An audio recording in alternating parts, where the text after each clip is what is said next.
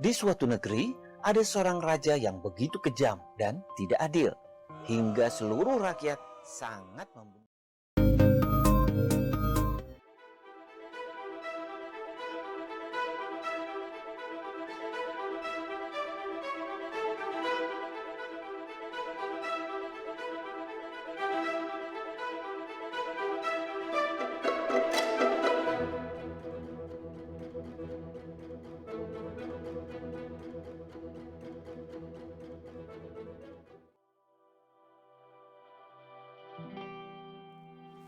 Kata orang, perilaku buruk melahirkan hukum yang baik. Begitu pula dalam bacaan Injil hari ini.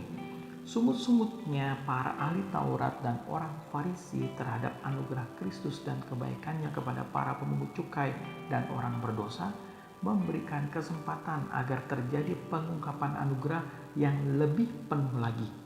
Jika tidak demikian, mungkin tidak akan pernah mengetahui adanya kepenuhan anugerah itu dalam ketiga perumpamaan yang diketengahkan dalam bacaan ini, yang semuanya bertujuan sama, yaitu untuk memperlihatkan bukan hanya apa yang telah dikatakan dan dijanjikan Allah dalam perjanjian lama, bahwa ia tidak berkenan kepada kematian orang fasik, melainkan berkenan kepada pertobatan orang fasik itu dari kelakuannya, dan bersukacita dengan memberikan penghiburannya kepada mereka pada saat mereka bertobat.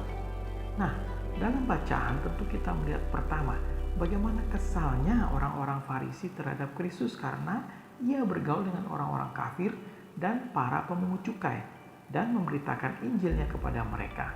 Dan kedua, bagaimana Kristus membenarkan perbuatannya itu dengan menunjukkan rancangan dan kuasa yang ingin dicapainya dengan berbuat demikian yang sudah mempengaruhi banyak orang, yaitu membuat mereka bertobat dan memperbaharui hidup mereka. Tidak ada ibadah lain yang lebih berkenan dan lebih menyenangkan hati Allah daripada ini. Hal ini ditunjukkan dalam 3 perumpamaan.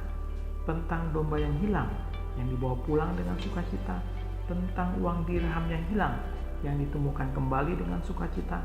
Dan tentang anak yang hilang yang hidup berfoya-foya, tetapi kemudian kembali ke rumah ayahnya, dan di sana ia disambut dengan penuh sukacita, meskipun kakaknya seperti para ahli Taurat dan orang Farisi.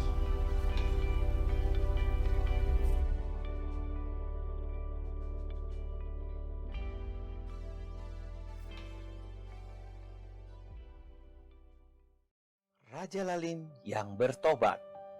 Di suatu negeri, ada seorang raja yang begitu kejam dan tidak adil, hingga seluruh rakyat sangat membencinya.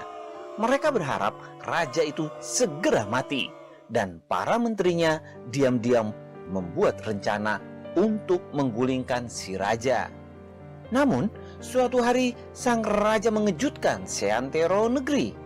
Dia mengumumkan bahwa mulai hari itu dia akan membuka lembaran baru. Rakyatku, saya berjanji, tidak akan ada lagi kekejaman, tidak akan ada lagi ketidakadilan. Saya akan memerintah kerajaan ini sesuai dengan hukum yang berlaku. Beberapa minggu berlalu, dan ternyata benar, raja ini menempati janjinya. Dia benar-benar menjadi raja yang memerintah dengan adil dan bijaksana. Rakyat yang sebelumnya membencinya, kini mulai menyukainya. Salah satu menterinya yang keheranan bertanya pada raja apa yang menyebabkannya berubah begitu drastis. Raja pun bercerita. Suatu hari, saya sedang berkuda di pinggir hutan. Saya melihat seekor rubah kecil dikejar seekor anjing. Anjing itu menggigit kaki si rubah hingga terluka parah sebelum si rubah berhasil kabur dan bersembunyi. Setelah berkeliling hutan, saya hendak mengunjungi sebuah desa. Namun di gerbang desa itu, saya melihat anjing yang sama sedang menggonggong ke seorang pria, hingga pria itu kesal dan melemparkan batu ke arah anjing. Batu itu telah menyebabkan kaki si anjing terluka parah. Saya pun melihat pria yang melempar batu itu berjalan mendekati kudanya. Namun entah kenapa, tiba-tiba kuda itu mengamuk dan menendang kaki si pria. Kaki pria itu kemudian terluka parah setelah menendang kaki tuannya. kuda itu langsung berlari kencang.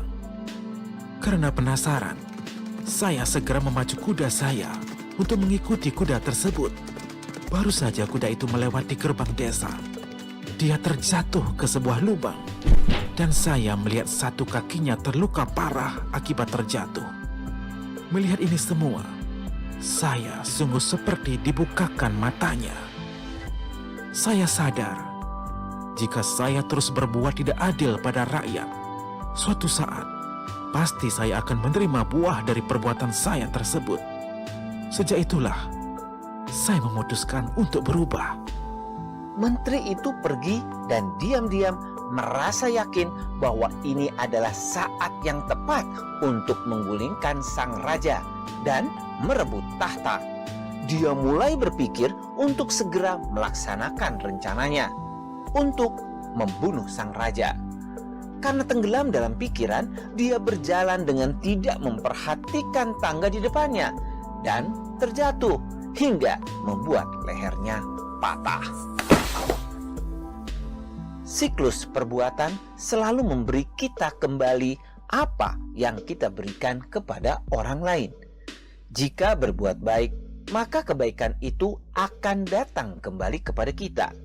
Begitupun jika berbuat jahat, maka kejahatanlah yang akan kembali menimpa kita.